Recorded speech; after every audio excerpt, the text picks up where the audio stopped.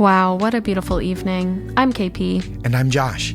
Welcome to the Nightly on Hatch Plus, where coziness is always trending.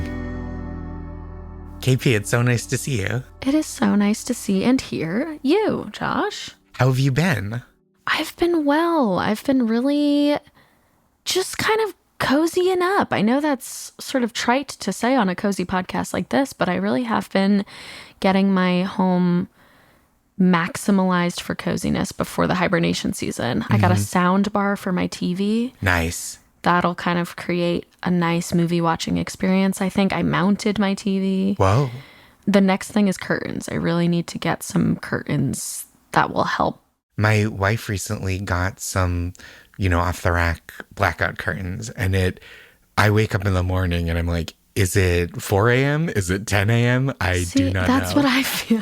Which I like that feeling. Okay.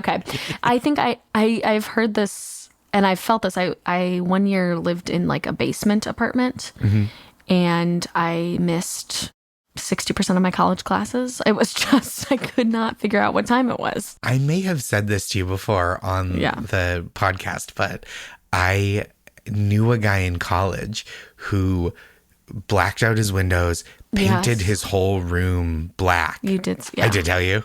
Yeah, but it's insane. I think about it so often because I'm like, what an unbelievable commitment. And if listeners haven't heard this story before, it is the reason that he did that was that so he could sleep at any time that his body felt like it needed sleep, and he was never being influenced by the light of day. They did that study, circadian rhythm study, where they like put somebody in a bear den for like a year. And then, this is what I remember, which, is always compromised. Yeah, no, they put this man in like a bear den. Okay. And we're like, sleep when you think it's night, be awake when you think it's day. And we'll see what the human's natural circadian rhythm is. And it was like a 23-hour day. So it was like he started to get a little more off as the year went on, but it was quite close. He felt tired pretty much at similar points. Interesting. I'm glad you think that's interesting. I would assume that I have 3% of that correct. That's right. I read that article, probably 12 years ago. So the 3% of what you told me that I retain a month from now, I will recite it to the best of my recollection, regardless of the amount of truth in it. Well, speaking of from horses' mouths, we have some listeners that have come to us, the ultimate truth tellers, for some advice and some questions. And I think we let them have it. What do you think? I think this is great. I can't wait to influence the hearts and minds of our listeners. By two people that have it all together. We know what we're doing.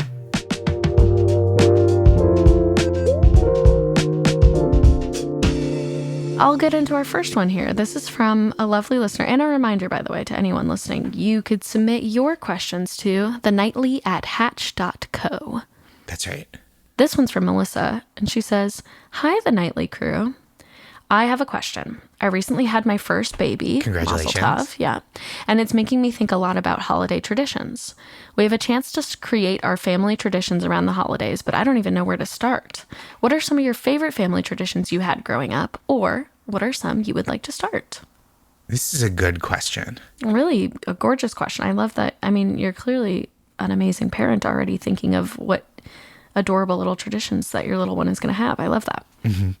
And I think it's so nice to consider holiday traditions and other traditions, the kind of thing that like you can play around with, right? Like you can create new traditions. You can innovate off of old traditions. Yeah. You don't have to keep participating in traditions that like don't feel good or fun or satisfying. I have one that comes to mind that my family does. What's that? And this is very us. This is not a tradition that we sought to do. This is just the way it's ended up. I and my mother and my sibling, we all just simply can't keep a secret. We get too excited. And so my mom would be too excited for us to open our presents. And so on Christmas Eve evening, she'd go, "All right, do you want one? Just open one. Just open one." So on Christmas Eve evening, we would open one present just to get the ball rolling. And then she would see how excited we were. And then we would end up opening all of our presents on Christmas Eve. I love that. So cute. It's very, very us. And I feel the same way whenever I buy someone like a birthday present, even if it's like a month out, I'm like, oh, I just got to give it to you now. Yeah. So this is that our tradition is excitedly opening one present on Christmas Eve evening and let that snowball into as many as you're allowed to do. That's really fun. I got a present for my wife for an upcoming gift giving occasion, and it arrived a month and a half, 7 weeks early, because it was like I got it from a person, not from a store, and I wanted to make sure that I got the thing that I wanted. And the box came, and she was like, "Oh, what's that?" Right, so what came in the mail?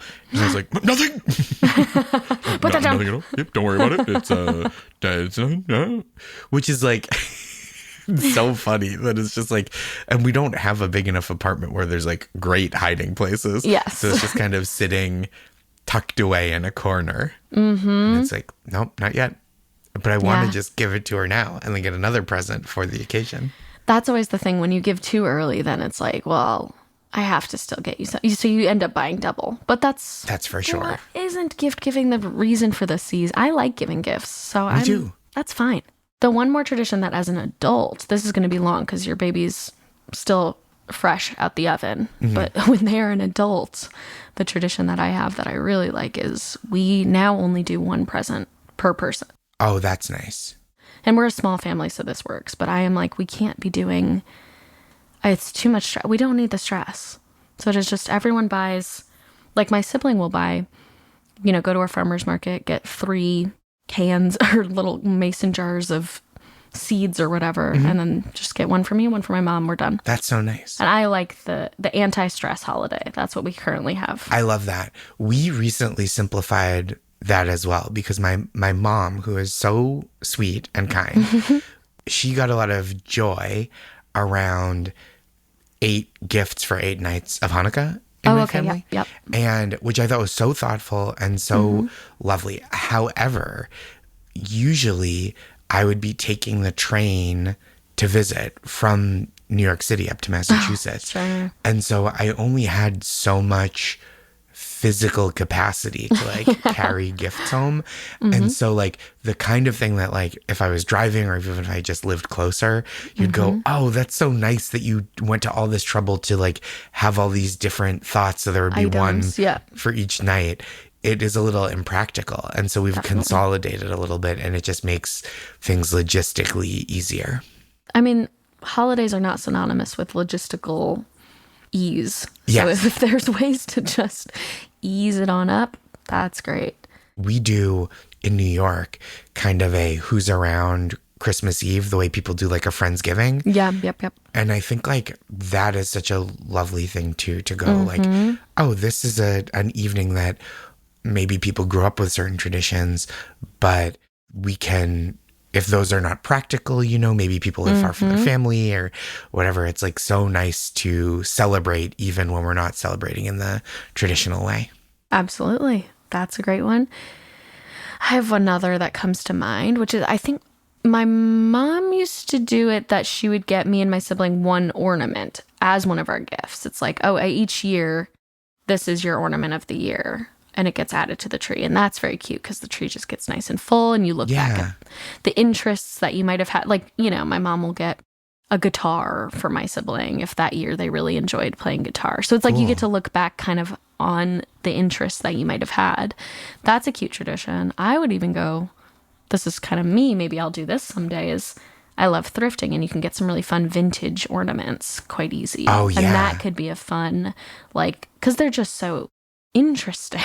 Yeah, that's some really of the stuff fun. that you can get. So maybe, I don't know, that might be something I would do is like thrift a piece of decor or an ornament per year. And that brings you back to the find that you had. I really love that. I think these are such nice places to start too, right? Like, because again, it's all about picking and choosing to me.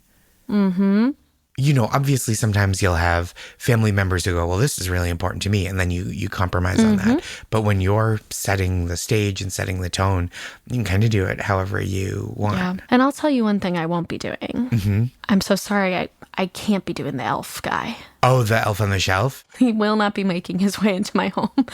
That is just... A snitch for babies? Firstly, a snitch for babies. Secondly, the amount of effort we are forcing these parents to do when it already seems like the hardest thing in the world is to have a baby. And then the holidays are already hard. They're already financially stressful. And then you're making these elves, and I love making magic for children. I think that's beautiful. But the effort they're putting into these little elves, I'll tell you, it won't be happening in my home. Yeah. I can't be thinking of what that elf is doing all the time. And each day he does something. How long does that last? How far do you back that out? All month. That's so much trouble. It's too much trouble for my home. Send that elf packing.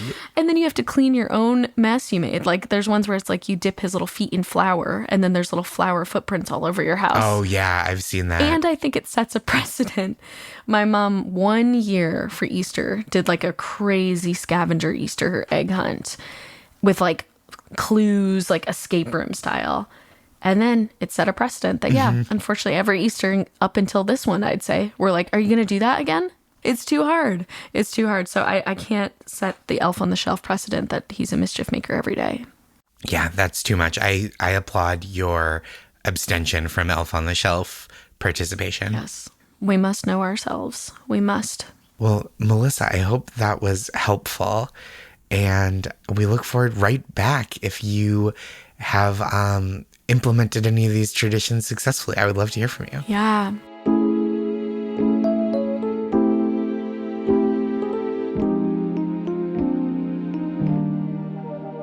We have one more listener question before we go today. And this is from a listener named Mark. Mark says, hey, everyone. You talk a lot about karaoke on the show. Drag us. You and I, especially, yes. I think. I've always wanted to try it, but have always been a bit nervous.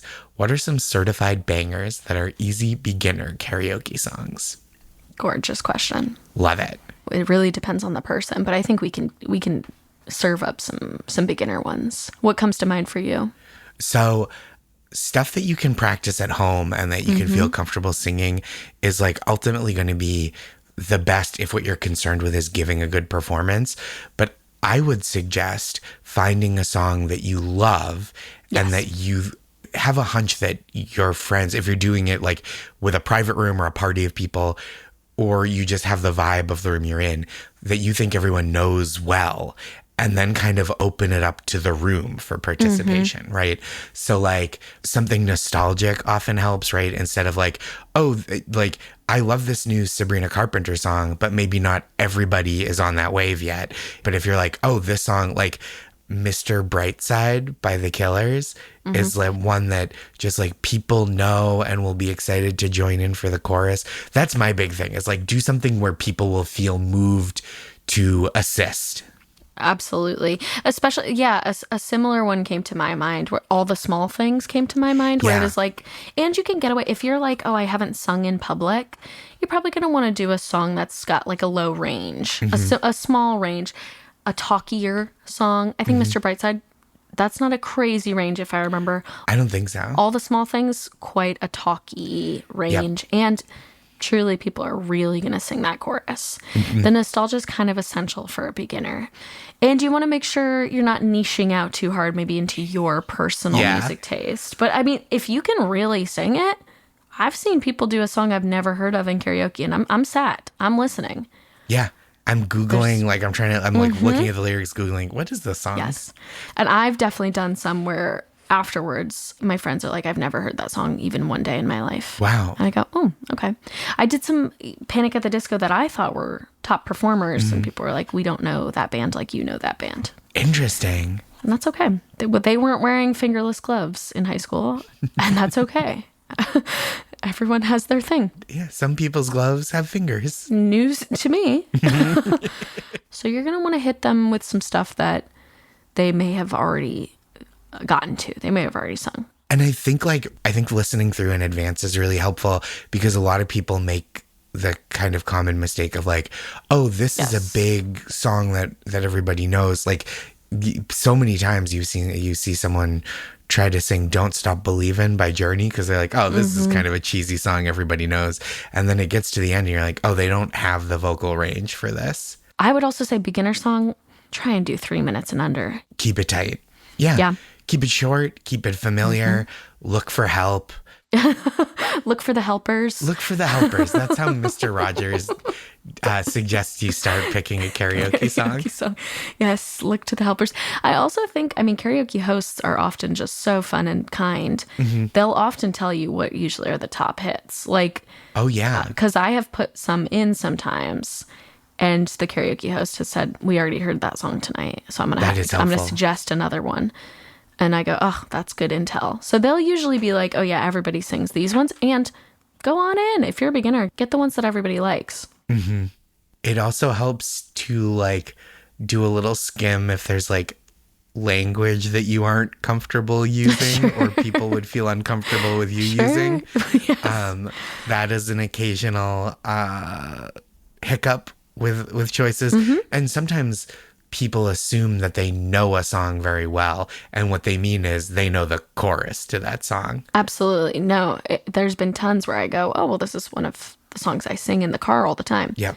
I'm only coming in on the chorus. Only coming in. And that does, in the car, you don't notice that. Also, I guess I would say, well, I'm quite charmed usually by a duet. So you could bring somebody up, and that's going to do some heavy lifting for you. Yeah, that's really nice. I'm trying to think of some like really the duets that hit. There's usually an I Got You, Babe. I don't find that to be a standing ovation one for me, but I think that's a nice song. My wife and I have occasionally done It's Tricky by Run DMC, which is 80s, but it is a rap song with the lyrics are not especially intricate.